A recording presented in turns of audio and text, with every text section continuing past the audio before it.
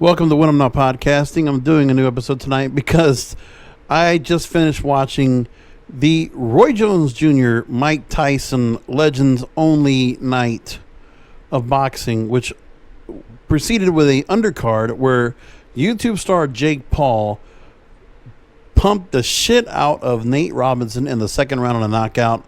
Mike Tyson, Roy Jones, Mike Tyson 54, Roy Jones 51. Now listen, I watched a lot of the major fights.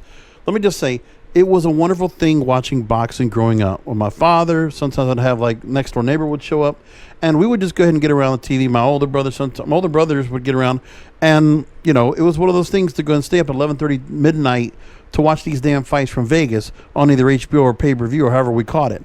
And I'll tell you what, man, some of those fights were just amazing how we caught them.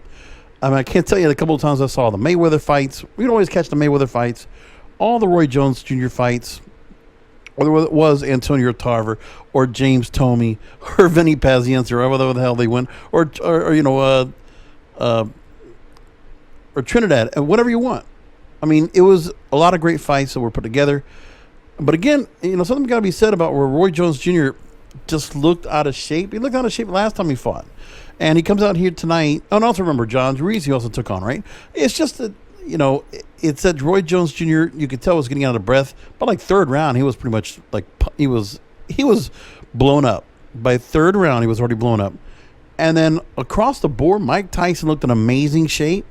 And he was strong. Like, he doesn't have the power in the punches right now. But it was aggressive. And he wasn't going to stay on. And the one thing was, it's just like any other Mike Tyson fight, some of these these days, where when people were going to take on Tyson, they didn't want to take the full brunt of him, so they would cling. And I can't stand that shit.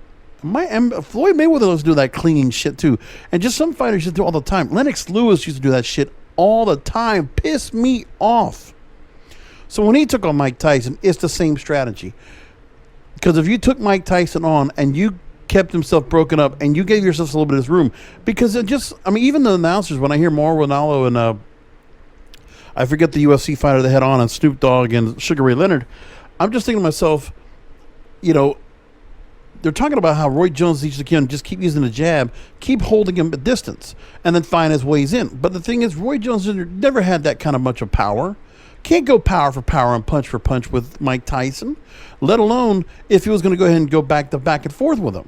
It's just if Mike hit one big shot on him, would get enough juice to get behind him to get one good flush punch, that would have taken Roy Jones out pretty much. Roy Jones could have recovered a little bit, but not by much. So for me, I was hoping for the knockout. Mike Tyson, we all thought he was going to win. They made it a draw, right? Did they even give us an announcement of who won? I'm not sure, but when I look at it, I'm just saying to myself, I look at the DraftKings. Everybody at DraftKings thought that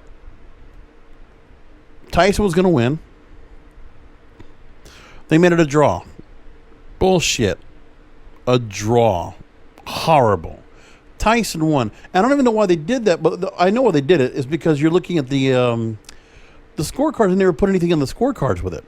Because of the fact of the matter is that you're looking at the main scorecards. They had some WBC or what was it, WBO officials, two of them, and Vinny Pazienza. And Vinny Pazienza throughout the night had a horrible scorecard. His scorecard was completely Roy Jones.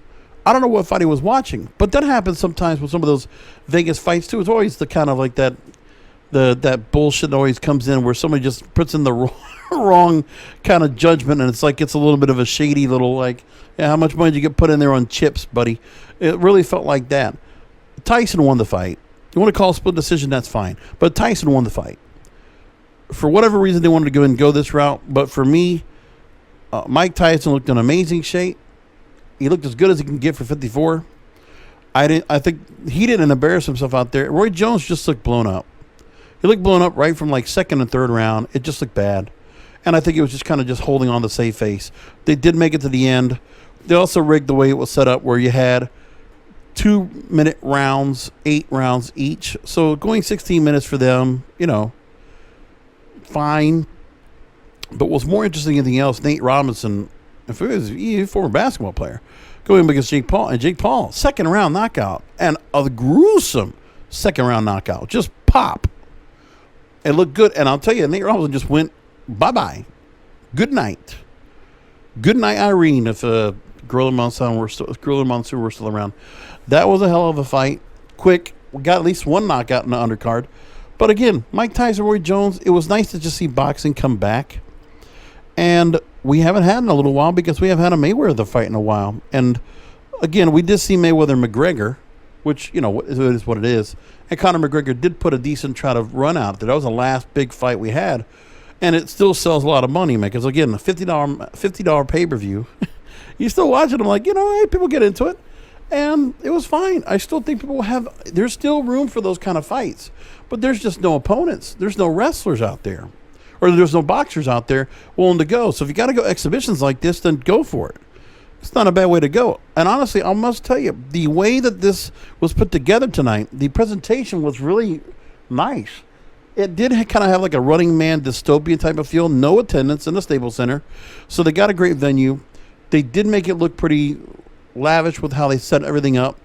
Getting the fight, how it looked pretty good. The visuals were good.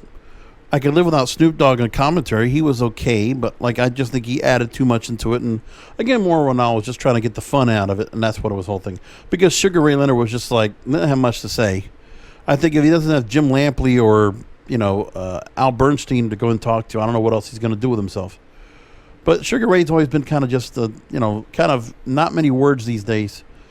When he had a really good fight to talk about, that'd be a different story. And he was fine in some of those cases. Have him, with Jim Lampley and Larry Merchant, those guys would just be on target, right? Those were just fun nights. Those were the 80s right there. And that was them covering a lot of fights back then. And so, for what it's worth, it was good. And I remember when HBO Showtime used to have different boxing matches every month. They still do now, but it's just not the same. And we don't have anybody that's really going out there and giving us that real pump. And we just had characters back then, too. The Vladimir Klitschko's, the Riddick Bowe's, the James Buster Douglases, and just stuff like that. And, Pacquiao, Manny Pacquiao, the Pac-Man, and all these other guys. We just kind of don't have all the kind of the things that the characters that used to make up boxing, because UFC took it over. It took away what was the sport of boxing. And because, again, boxing, as usual, always have these rigged judges fights, and it's always it sucks. And it's not like UFC doesn't have its own trouble with judges, too, but it's just when they go to the scorecards, you already know it's going to get rigged for the other champion. Usually it's going to be towards the favorite. Whoever's going to be best to bet on the cards for, right? So that's what they're doing with that. So a draw when all these people probably went ahead and put money down on it, stupid.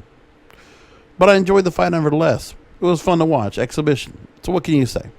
Nothing was on the line. We'll leave it there. Thanks for listening in. Talk to you next time.